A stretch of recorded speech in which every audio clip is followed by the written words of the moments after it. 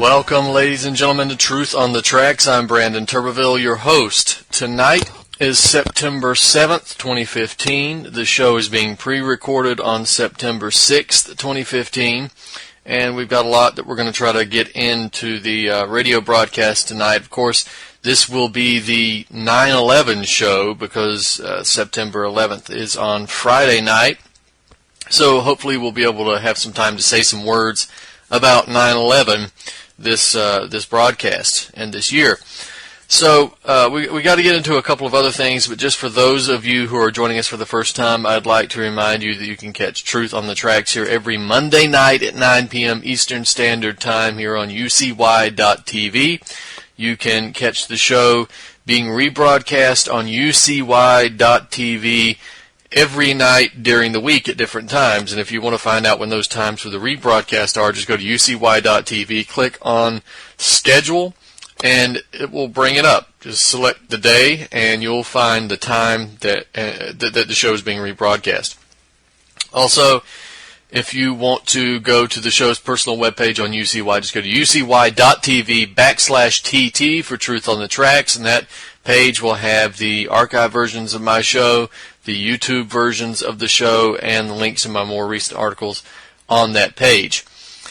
You can also listen to it live there as well. If you're interested in my articles, obviously go to activistpost.com, naturalblaze.com, and now theantimedia.com, because they're going to be reposting some of my work there as well. And, of course, if you want to hear the show being rebroadcast on Reality Bites Radio, that's available there as well. It's being rebroadcast. So the work and the show are growing quite a bit over the last year. And so I thank everyone for listening to the show, supporting the show, and supporting the articles, sharing them, and so forth. If you're interested in my work specifically, please go to BrandonTurbeville.com. That is the website where I repost all of my work, all of my articles, all of the YouTube videos, all of the archive versions of this show.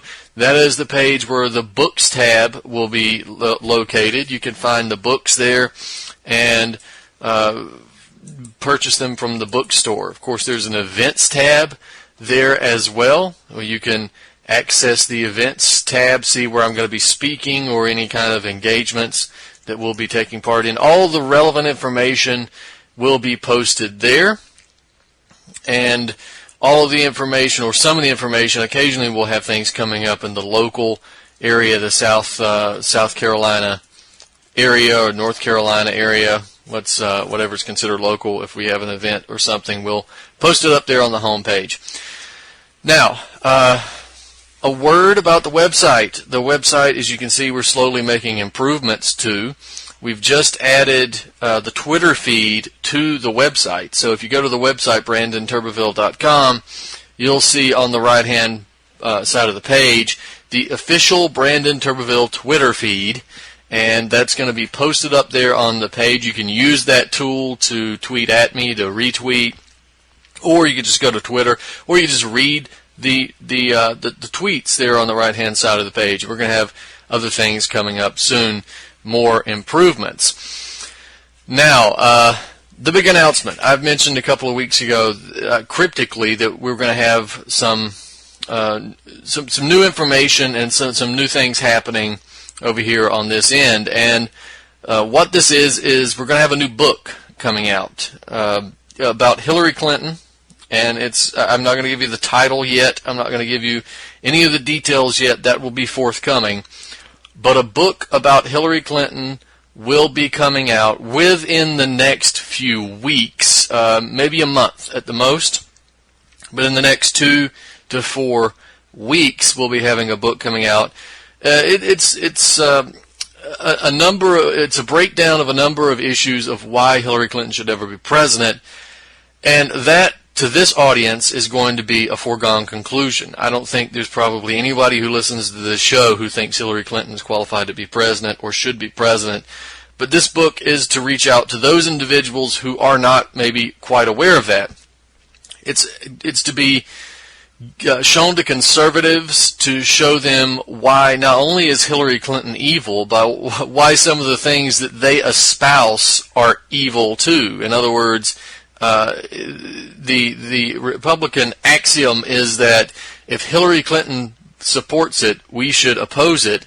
Well, you'll see in this book how many different things Hillary Clinton supports that Republicans also support. Obamacare, for one, would be one of those things. The Clintons promoted that plan, then the Republicans promoted that plan, and then the Republicans promoted the plan again, and then we had Obama promoting it when it finally went through.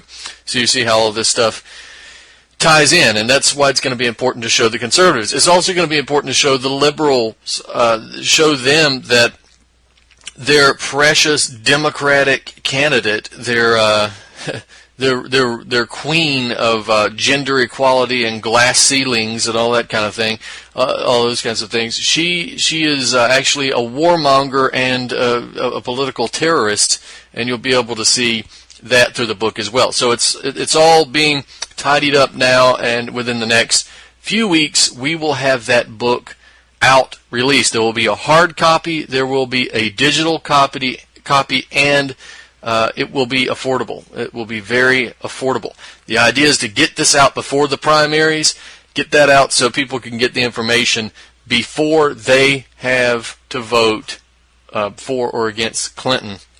Now, we're not arguing here that voting for Clinton versus voting for a Republican candidate is going to make that much of a difference. And I want to be categorically clear that I am not endorsing any political candidate for the presidential race in 2015 out of the individuals who have declared that they're running. Not endorsing anybody. This is not an attempt to help a Republican get the nominations, not an attempt to help Bernie Sanders get the nominations, not an attempt to get a Republican president. This is an attempt to avoid what is the worst case scenario. There are worst case scenarios. Would there be a difference between a Hillary Clinton president, Donald Trump president, Scott Walker president?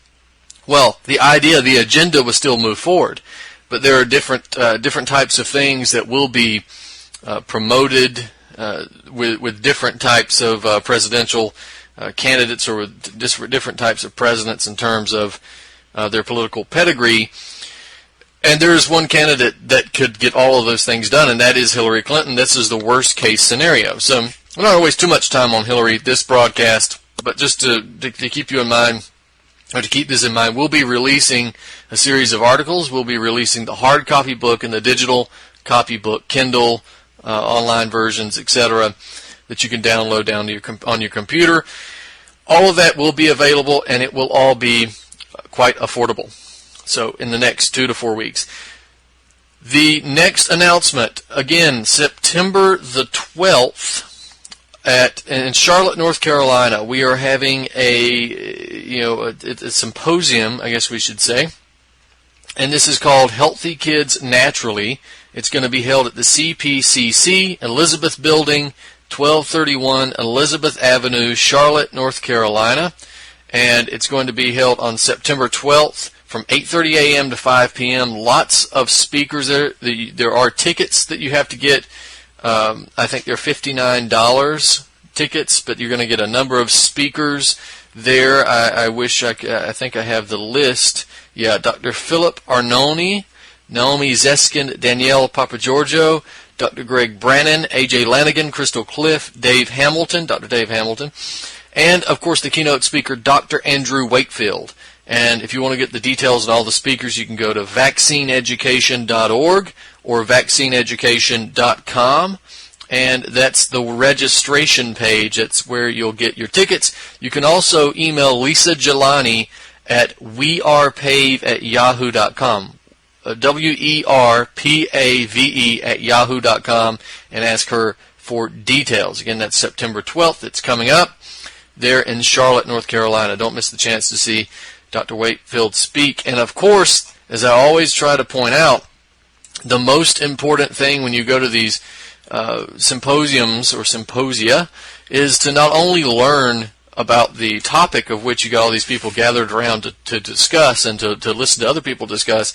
It's to reach out. It's to build a coalition. It's to meet new people. It's to go out and find like-minded people, meet them, hopefully develop a friendship, but at least develop a working relationship, so that you can thereby double the amount of the effect that you have in the world. That's something that I've never understood, why people are so hesitant to do at these types of things.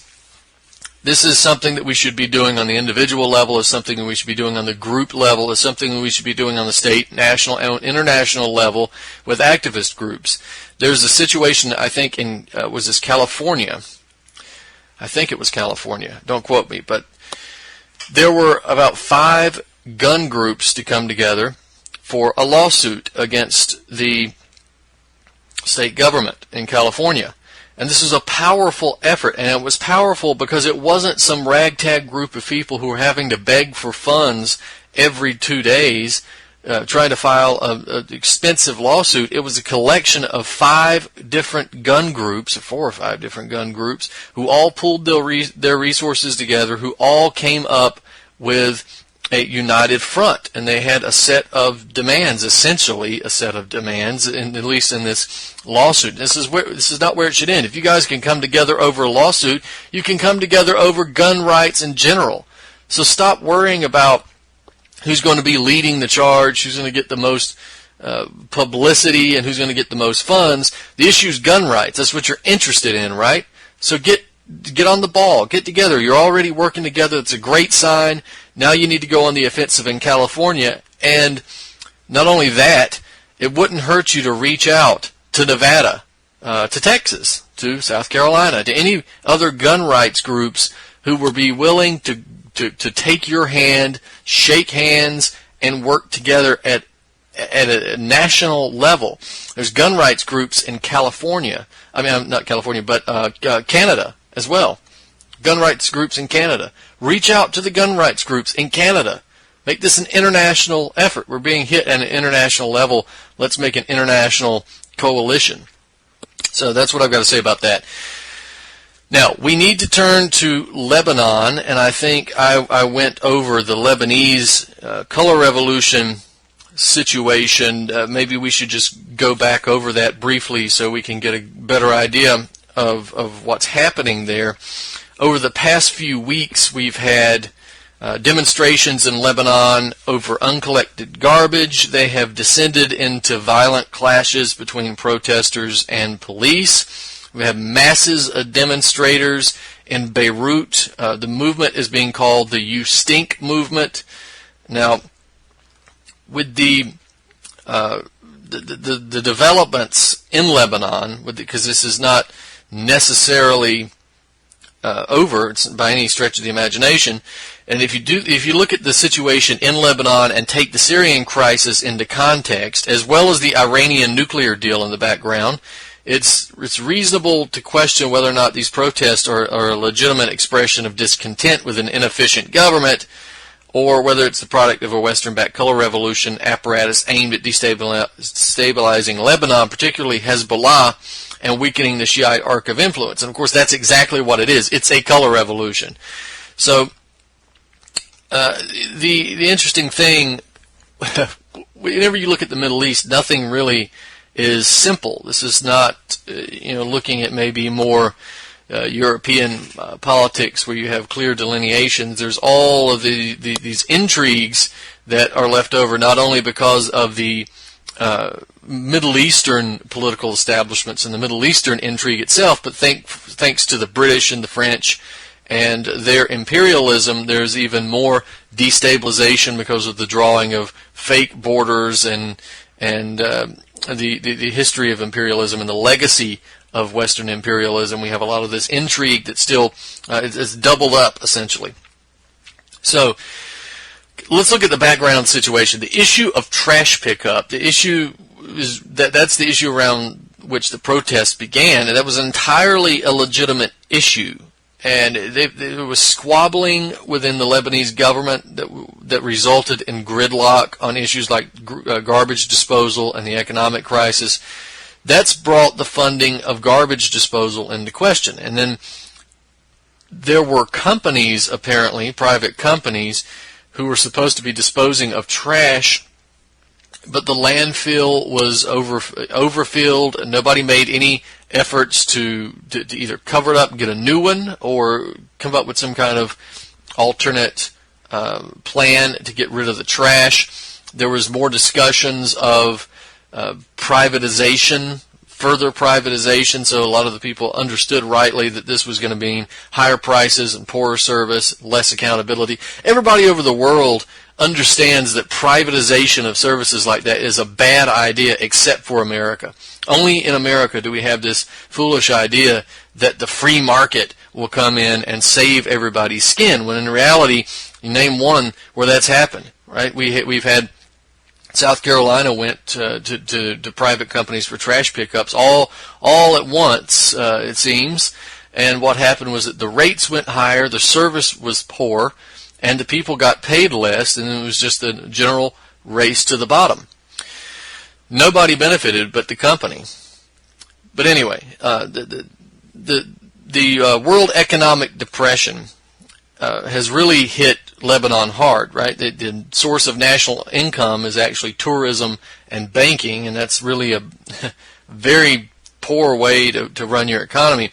But they've seen, both of those industries have seen drastic reductions because of the crisis in Syria and the spillover of fighting across the border.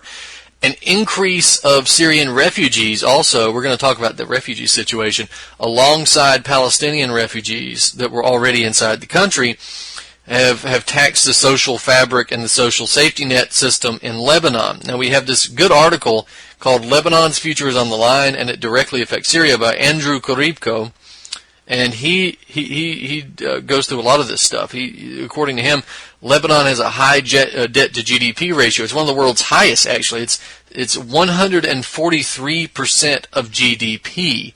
The unemployment rate among young people in Lebanon is officially 34%. So we don't know if this is if they make the same claims that the United States does, where they massage the employment statistics to the point where they make absolutely no sense, where if you take unemployment here is probably 23 to 25%, but the official numbers say 5.7%. So we don't know. We'll have to look into this to see how Lebanon calculates its numbers.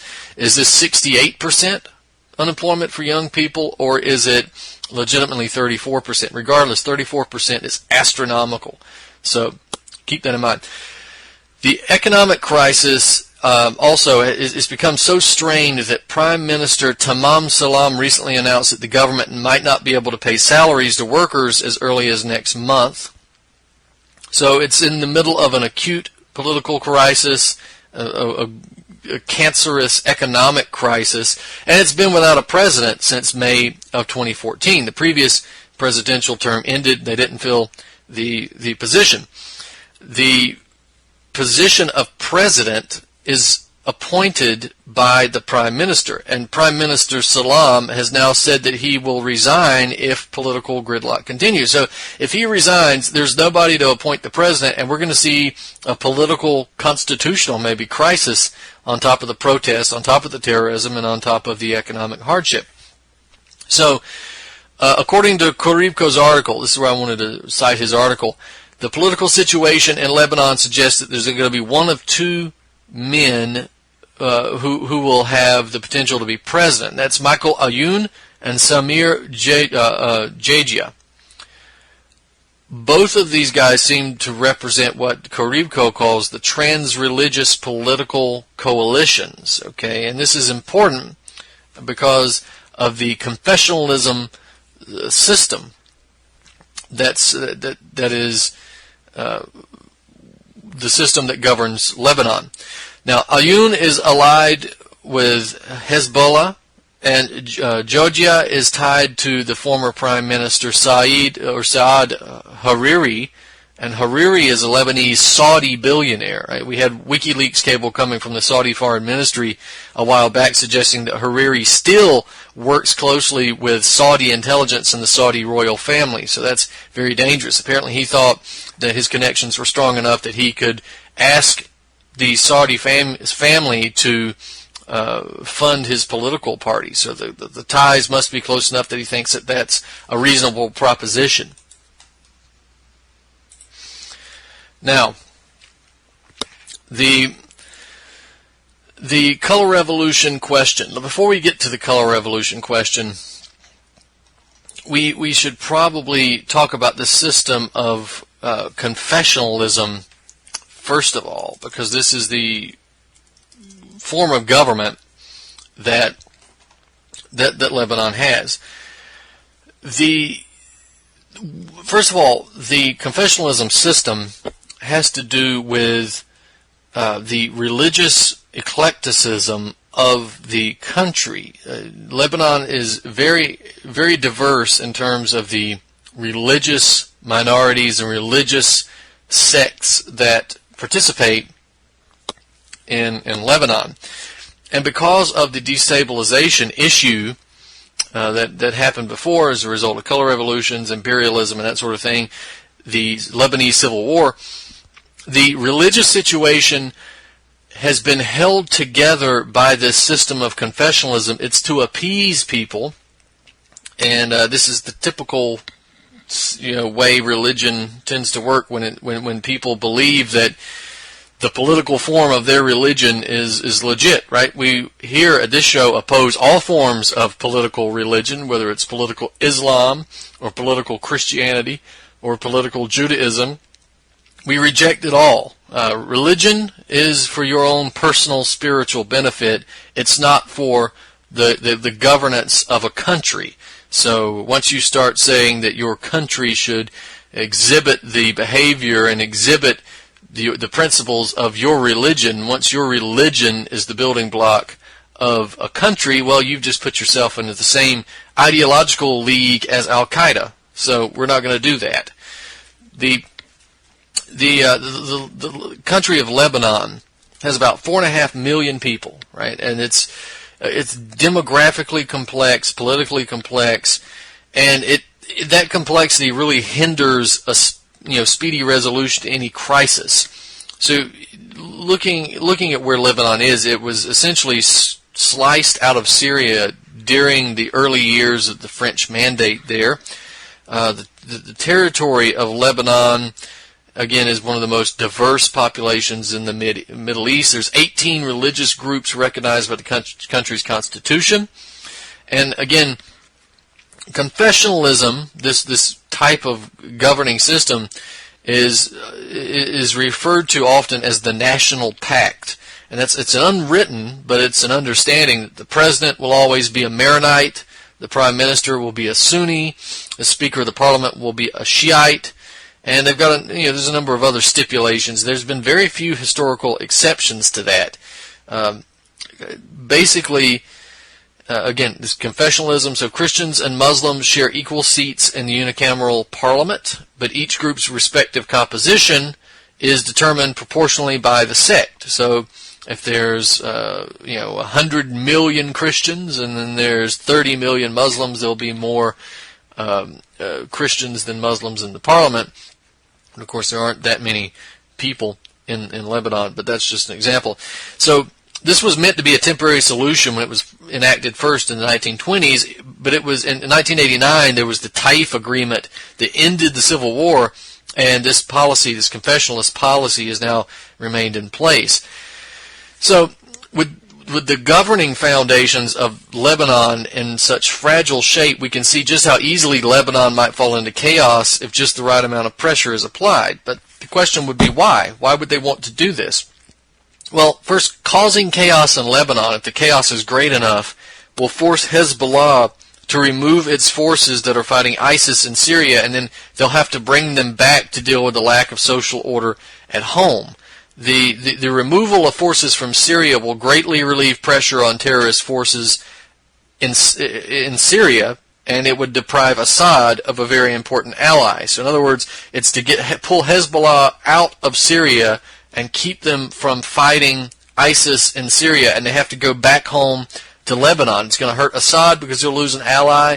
It'll hurt Hezbollah because they're not able to fight ISIS over there. They're having to fight destabilization at home.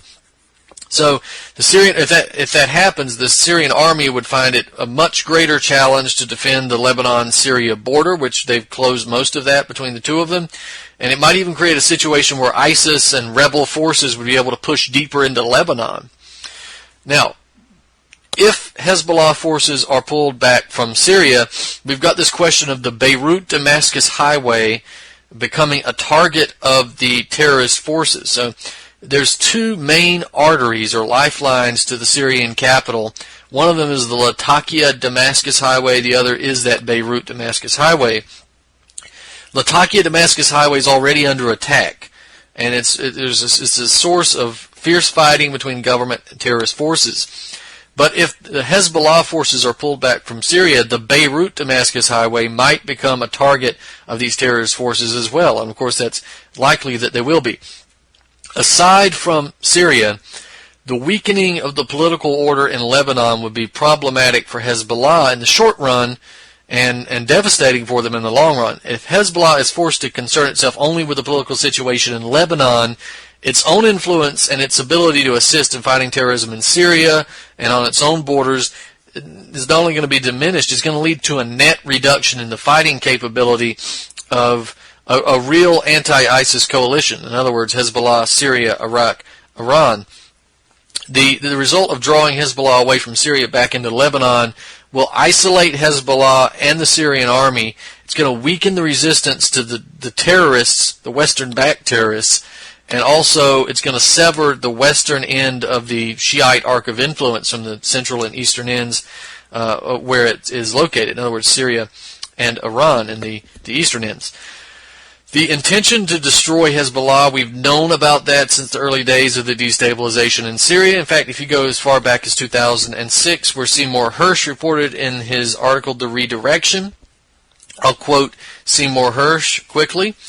To undermine Iran, which is predominantly Shiite, the Bush administration has decided, in effect, to reconfigure its priorities in the Middle East. In Lebanon, the administration has cooperated with Saudi Arabia's government, which is Sunni, in clandestine operations that are intended to weaken Hezbollah, the Shiite organization that is backed by Iran. The U.S. has also taken part in clandestine operations aimed at Iran and its ally Syria. A byproduct of these activities has been the bolstering of Sunni extremist groups that espouse a militant vision of Islam and are hostile to America and sympathetic to Al-Qaeda. So all those situations, all that description right there accurately describes the situation in which we find ourselves in Syria, Iran, and Lebanon. Now let's talk about how this is a color revolution, because we got to move on. I want to go into detail, but we can't spend the whole show on this. Now, the protests that took place were surrounding an entirely legitimate issue, the lack of effective implementation of a trash pickup plan and the potential for further privatization, the overfilling of the landfill. All that's legitimate. But the protests turned violent, and the original issue took a backseat to issues like government corruption and political corruption and that type of thing. This type of focus is a hallmark of the color revolution. In other words, that legitimate issues are taken over by shadowy ideals that have no concrete demands that would back them up. Government corruption is generally the go-to ideal, since everybody hates government corruption, since the likelihood of stopping it is so low, especially without specific demands. Once the standing government is brought down, a perceived change in power, or perceived change in the power structure tends to alleviate social protest. In other words, a steam valve. The lack of concrete demands is also something you have to look at in terms of the color revolution. Right? The goal of the color revolution is regime change, social tension, distraction, but it's not real progress. So a lack of demands precludes the ability of the masses in the streets to actually bring about positive, tangible change. It does, though, allow for that steam valve that I just mentioned. So when the ultimate goal of the color revolution is regime change, the results are, unfortunately, that the individuals whom the backers of the color revolution desired to assume power are able to do just that. It's also important to point out the marketing capabilities behind the hordes of people in the streets of Beirut. We've got this seeming coalition of individual citizens and opposing organizations all assembled, we're told, organically under one name, for the purpose of achieving unstated goals, right, that we haven't heard stated yet. So we call them the You Stink movement.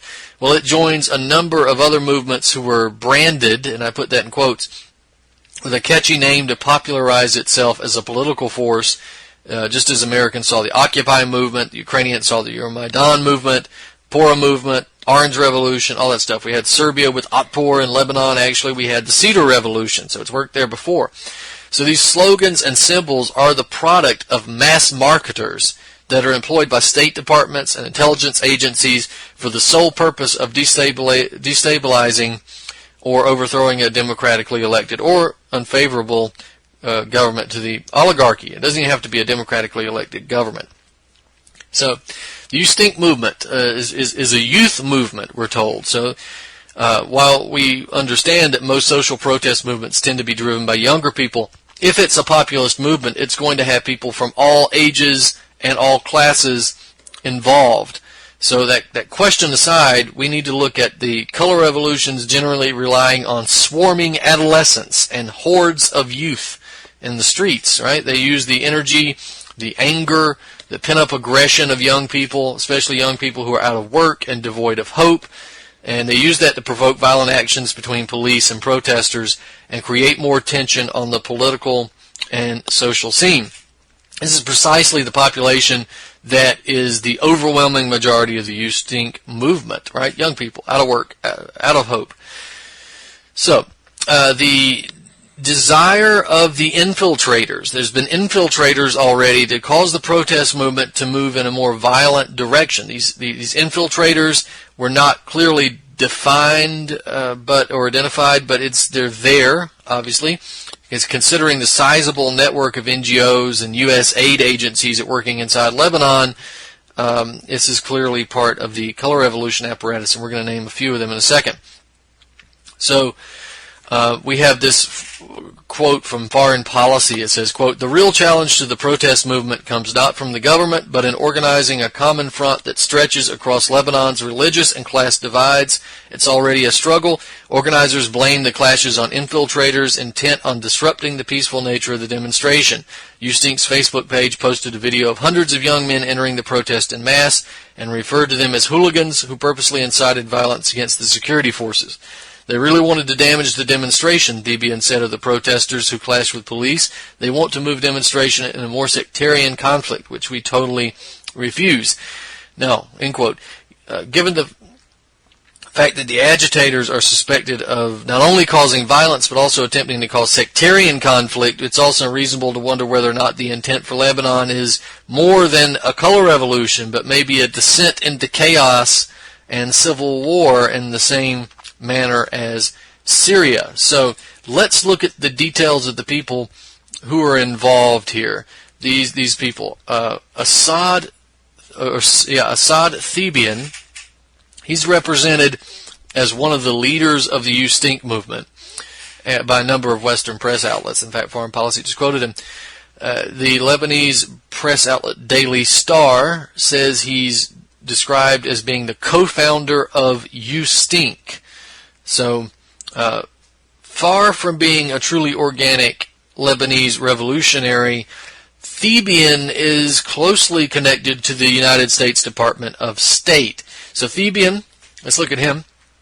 He was a participant in the Middle East Partnership Initiative, which was a program directed by the U.S. State Department for the purpose of directing NGOs in foreign countries in order to facilitate U.S. foreign policy. In other words, the MEPI is just another program, an initiative in the color revolution apparatus. It was the MEPI, I guess MEPI was created in December 2002 by the State Department. Its creation was announced in a speech by Secretary of State at the time, Colin Powell, to the Heritage Foundation in Washington, D.C. Powell told them that MEPI was an initiative that was to bear fruit over the long term, not just merely 3 to 5 years. He said it was created to help pick up the slack in areas where U.S. aid was not able to fully service. He said it was initially dependent on U.S. aid's support. Right, this was when it was first created back in 2002, it depended on U.S. aid for support. But it's now taken off on its own, and it's quite a formidable color revolution organization. So back in 2002, when it was created, the supervisor of MEPI, as a result of her position as U.S. Deputy Assistant Secretary for Near Eastern Affairs, was none other than Liz Cheney, the daughter of Dick Cheney. So under Cheney's direction, MEPI engaged in teaching methods designed to train Arab journalists and teach children, presumably, in the benefits of U.S. foreign policy, as well as encouraging nations within the organization's sphere of influence to sign free trade agreements with both the United States and toward the creation of a Middle Eastern free trade zone. So that's interesting. In 2003, just a year after it was created, MEPI announced it was going to engage in a detoxification program. That's what they called it. It was designed to improve Palestinian and other Arab countries' presentation of Israelis in the textbooks. In 2015, MEPI's main task is considered supporting to, and quote, increase the capacity of civil society organizations, end quote. So in other words, NGOs operating in the countries under its purview. Foreign policy, again, describes MEPI, quote, a $150 million program to advance democracy in the Middle East, which promotes programs for female literacy and health, as well as business and political training as a model for more activist pro-women policies in other parts of the world, end quote. So we got to put democracy in scare quotes, right? Democracy is promoted by MEPI, and the West is nothing short of imperialism and Anglo-American domination. We can also put pro-woman in scare quotes and activist in scare quotes, because MEPI is designed to promote quote activist policies amongst women. In other words, translate that to mean MEPI is in the business of culture creation at best and social upheaval at worst. It's not focused just on women, it's focused on youth in general, and it says that on its own website. Also on its own website it says MEPI supports organizations and individuals in their efforts to promote political, economic, and social reform in the Middle East and North Africa. End quote. So the MEPI's alumni, there's a number of people who are part of that organization now, political figures in the Middle East, and a number of individuals associated with the National Democratic Institute, the NDI, which is another color revolution destabilization organization connected to the National Endowment for Democracy and the State Department. MEPI is precisely the program in which Thebian is an alumni. He gave a speech at the MEPI Lebanese Alumni Association annual dinner in January 2014. It's worth noting also that when Thebian was sued by a Lebanese member of parliament, Ziad Aswad, for defamation and contempt of religion, as stupid as a lawsuit as that is, a number of NGOs came to Thebian's defense. Right, one of these NGOs was Samir Kassir Eyes Foundation. That organization has connections to the NDI and the NED. We also have the Mahra Foundation, which received $30,000 from the NED's Freedom of Information program. And then we have the March Foundation that came to his aid, and that's funded by U.S. aid as well. Now, he's not the only leader. We've got Michael Eleftheriades, right? He was a participant. He's another leader.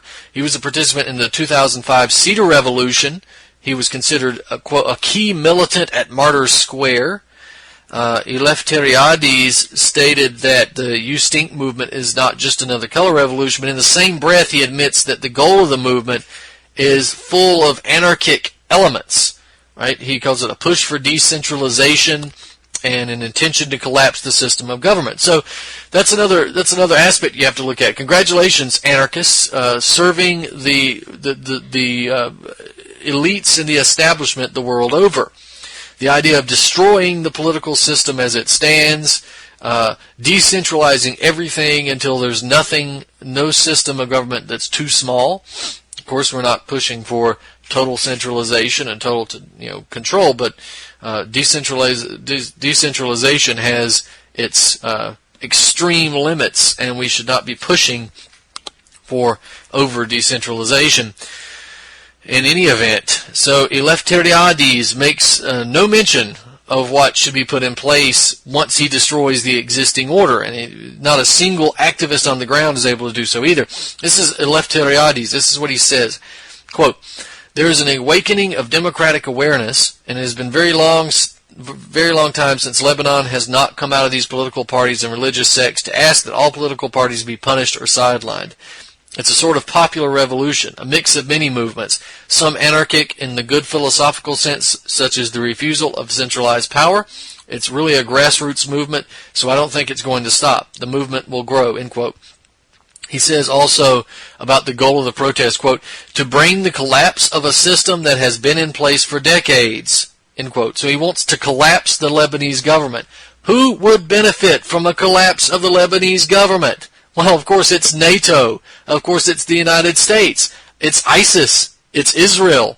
Good job, Eleftheriades. Way to be an organic political movement to destroy your own country. Way to piss in your own drinking water. Take a note, anarchists. Now, the Eleftheriades blames the crisis on a rotten political class and the use of confessionalism as a governing structure. Well, yeah, okay, those are fair criticisms. But what's your solution? To destroy everything? Live in filth? That's apparently what his solution is. Now, again, we have to register a complaint about this confessionalism style of government, where parliamentary seats and political offices are proportioned out according to religious demographics in the country. It's incredibly inefficient. It's undemocratic. It's dumb. But the governing structure has existed as a result of intense Western meddling in the internal affairs of Lebanon by the West and by members of the general public, so obstinate in their own religious beliefs that they insist on governments based on that particular religion. We have to recognize that it's a fragile government that's been designed to maintain a fragile fabric of a fragile society, right? So that is why it came to be. There can be improvements, but destroying it and just living in the wreckage is not a good idea. You can ask the Palestinian refugees in Lebanon how they like living in a destroyed, anarchic society almost. See how they like it. The answer to this situation, of course, is to keep religion out of politics, and you promote a secular government that respects everybody's rights, regardless of religious beliefs.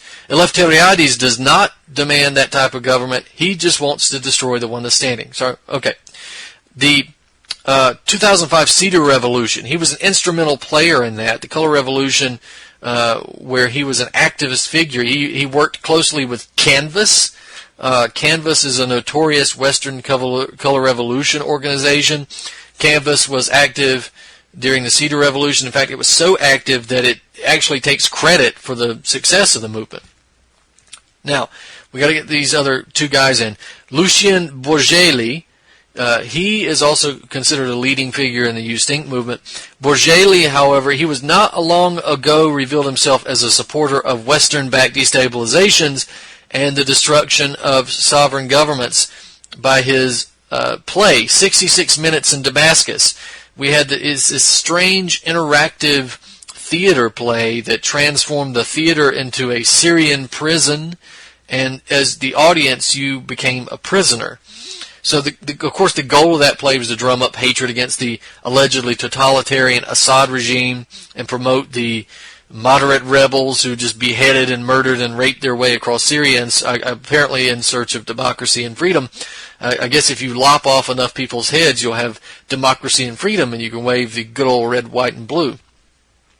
But Bourgeli was obviously promoting this stupid Western propaganda line against Assad, but he's directly connected also to the Color Revolution apparatus. Big surprise, right?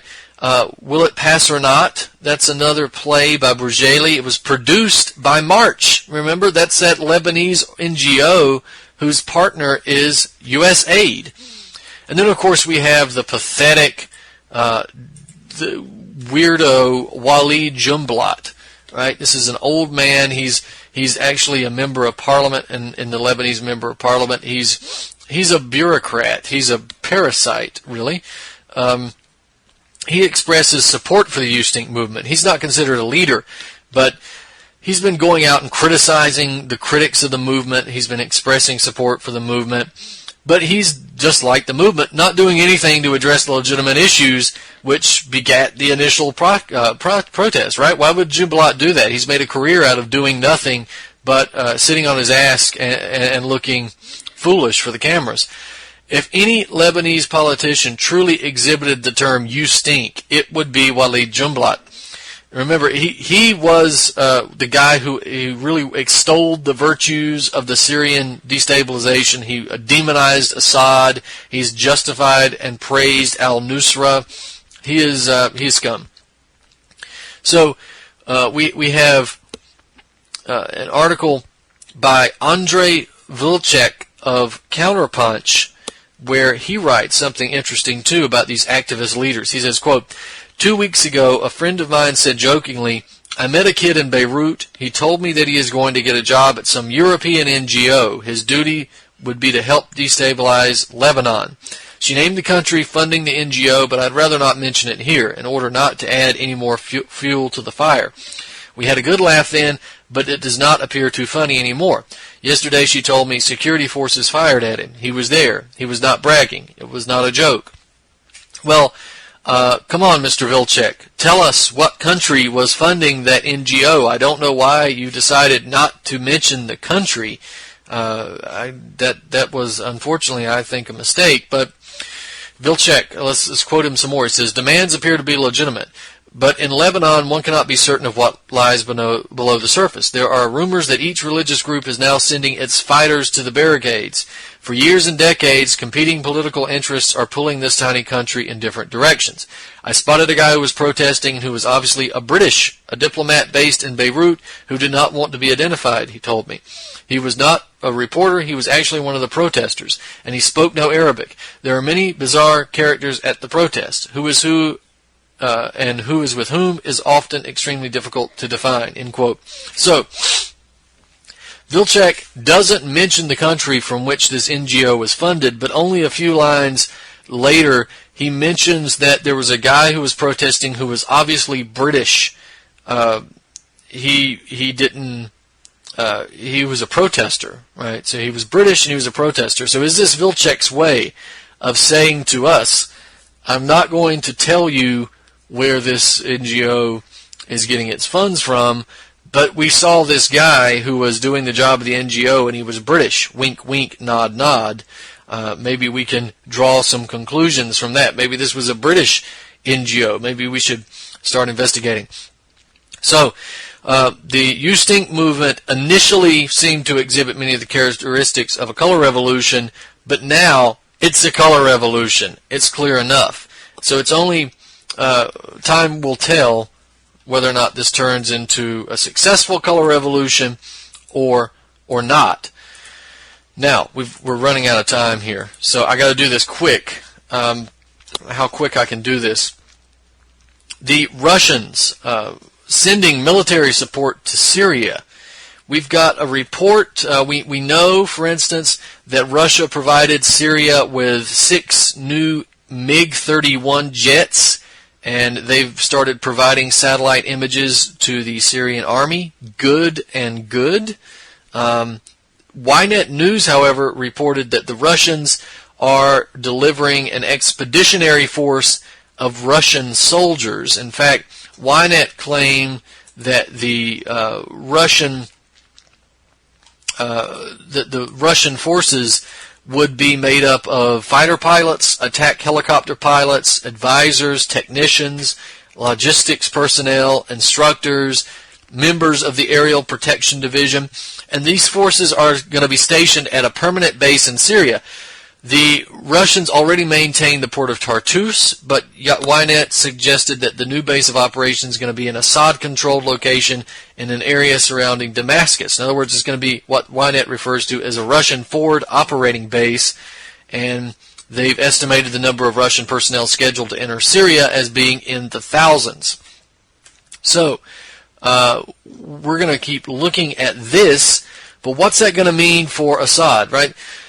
If this assumption is accurate, and it does appear to be, that the Ynet is correct here, this would be a major shot in the arm for Assad, even if the force is only operating on the periphery of the conflict, right? The provision of the MiG-31 jet aircraft was extremely important in terms of technical capabilities for the Syrian government's necessity to bomb ISIS-held territory and, avoiding sophisticated anti-aircraft weapons provided by the West. It's also because of what this means in terms of international relations and the stance of the Russian government in the context of the Syrian crisis. Essentially, it's a clear statement that Russia stands with Syria. But even more important was the agreement to share satellite imagery taken from the Russian satellites with the Syrian government so that terrorist movements could be seen with pinpoint accuracy. So an actual Russian force, though, that especially complete with equipment and personnel, that would be a major development in the fight against ISIS. The technical knowledge, the military capability, the political support would provide Assad with an invaluable resource in locating and eliminating the terrorists. And in addition to that, the presence of Russian military personnel on the ground in Syria and Russian aircraft in Syria's skies might also serve to provide both a warning and a reason to exercise more caution to NATO whenever they engage in their bombing escapades there and start bombing Syrian infrastructure and killing kids. Ynet also reported that the Obama administration is fully aware of the Russian plans, but it didn't announce any reaction to those plans. Of course, they did come out recently and say that this was possibly destabilizing. That's the pot calling the kettle black.